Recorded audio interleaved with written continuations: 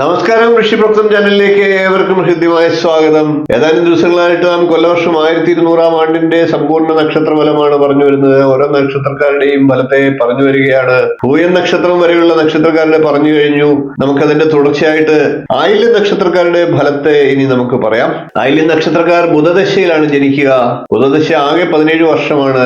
ഏകദേശം 10 വർഷം അവർക്ക് ലഭിക്കും എന്ന് നമുക്ക് ഒരു ഊഹത്തിൽ കണക്കുകൂട്ടി മുന്നോട്ട് പോകാം. അങ്ങനെ വരുമ്പോൾ കേതുർദശ ഉൾപ്പെടെ 17 വയസ്സ് വരെ കേതുർദശ ഉണ്ടാകും. ശേഷം 37 വയസ്സ് വരെ ശുക്രദശ ഉണ്ടാകും. അതിനുശേഷം 46 വയസ്സ് വരെ 43 വയസ്സ് വരെ സൂര്യദശ ഉണ്ടാകും. അതിനുശേഷം 53 വയസ്സ് വരെ ചന്ദ്രദശയും 60 വയസ്സ് വരെ ചൊവ്വാദശയും അതിനുശേഷം 78 വയസ്സ് വരെ രാഹുർദശയുമായിരിക്കും. പൊതുവെ ആയില്യം നക്ഷത്രക്കാർക്ക് കേതുർദശയും ആദിത്യദശയും ചൊവ്വാദശയും ഒക്കെയാണ് അനുകൂല ദശാകാലങ്ങൾ. എന്നിരുന്നാലും ശുക്രനും ചന്ദ്രനും ഒക്കെ ജാതകത്തിൽ അനുകൂലത്തിലാണ് എങ്കിൽ ശുക്രദശയും ചന്ദ്രദശയും ഒക്കെ അവർക്ക് അനുകൂല ദശാകാലങ്ങളായിരിക്കും. കാരണം പാപഗ്രഹങ്ങളുടെ ദശാകാലത്തിന് ശേഷം വരുന്ന ശുഭഗ്രഹങ്ങളുടെ ദശാകാലമാണ്.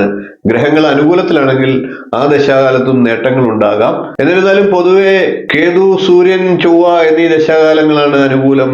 ഓരോരുത്തരും അവരവരുടെ പ്രായത്തിനനുസരിച്ചുള്ള ദശാകാലം മനസ്സിലാക്കി നല്ല ദശാകാലമാണെങ്കിൽ ഫലം കൂടുതലായിട്ട് അനുഭവിക്കുകയും മോശം ദശാകാലമാണെങ്കിൽ ഫലത്തിൽ കുറവ് വരികയും ചെയ്തേക്കാം. നമുക്കിനി പൊതുവായിട്ടുള്ള ആയില്യം നക്ഷത്രക്കാരുടെ ഫലത്തെ ഒന്ന് പറയാം. ആയില്യം നക്ഷത്രക്കാർക്ക് മോശം സമയമായിരുന്നത് ഏകദേശം മാറിക്കൊണ്ടിരിക്കുകയാണ്. പൊതുവെ നല്ലൊരു വർഷം തന്നെ ആയിരിക്കും എന്ന് പറയാം. വിദ്യാർത്ഥികളായിട്ടുള്ളവർ അല്പം സൂക്ഷിക്കേണ്ട സമയമാണ്. തിരക്ക് പിടിച്ച് കാര്യങ്ങൾ ചെയ്യാതിരിക്കുക, അപകടം പിടിച്ച കാര്യങ്ങളിൽ ഏർപ്പെടാതിരിക്കുക, വാഹനം കൈകാര്യം ചെയ്യുമ്പോഴൊക്കെ ശ്രദ്ധിക്കേണ്ടതാണ്. എന്നിരുന്നാലും പൊതുവെ എല്ലാ തരത്തിലുള്ള വിദ്യാഭ്യാസ മേഖലയിൽ പ്രവർത്തിക്കുന്നവർക്ക് നല്ല സമയമാണ് എന്ന് തന്നെ പറയാം. ധനപരമായിട്ടുള്ള നേട്ടങ്ങൾ ആയില്യം നക്ഷത്രക്കാർക്ക് ഉണ്ടാകുന്നതാണ്.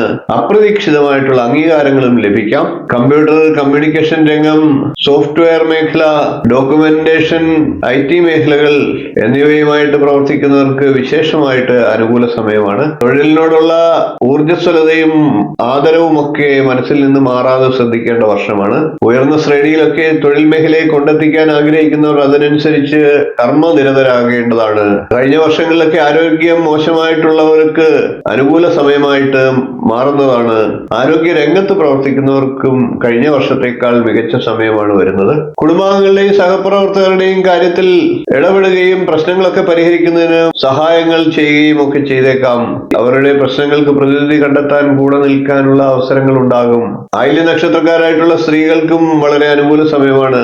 കാര്യങ്ങൾ വിശ്വസിച്ച് പറഞ്ഞ് ആശ്വസിക്കാൻ പറ്റിയ സുഹൃത്തുക്കളെ ലഭിക്കുന്ന വർഷമാണ്.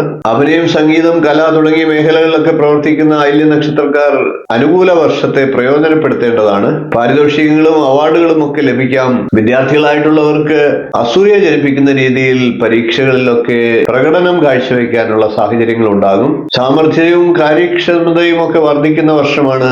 ഗൃഹാന്തരീക്ഷത്തിലും സന്തോഷവും സമാധാനവും ഒക്കെ കളിയാടുന്നതാണ്. റിയാലിറ്റി ഷോകൾ, മിമിക്രി, പൊതുപ്രവർത്തന രംഗം, രാഷ്ട്രീയ രംഗത്തെ പ്രാസംഗികർ എന്നിവർക്കൊക്കെ കൂടുതൽ അനുകൂല സമയമാണ്. ശ്വാസകോശ രോഗവുമായിട്ട് ബുദ്ധിമുട്ടുന്ന ആയില്യം നക്ഷത്രക്കാർക്ക് അല്പം ഒരു ആശ്വാസം ഈ വരുന്ന വർഷം ലഭിച്ചേക്കാം. ഇത്രയും കാര്യങ്ങളാണ് പൊതുവായിട്ട് ആയില്യം നക്ഷത്രക്കാരുടെ കൊല്ലവർഷം 1200 ആണ്ടിന്റെ സമ്പൂർണ്ണ ഫലമായി പറയാനുള്ളത്. വീഡിയോ ഇഷ്ടപ്പെട്ടുവെങ്കിൽ ഒന്ന് ലൈക്ക് ചെയ്യുക, ഷെയർ ചെയ്യുക, ചാനൽ ഒന്ന് സബ്സ്ക്രൈബ് ചെയ്യുക, നിങ്ങളുടെ അഭിപ്രായം കമന്റായിട്ട് അറിയിക്കുക. അടുത്ത ദിവസം നമുക്ക് മകൻ നക്ഷത്രക്കാരുടെ പുതുവർഷ നക്ഷത്ര ഫലവുമായി കാണാം. നന്ദി, നമസ്കാരം, ശുഭദിനം.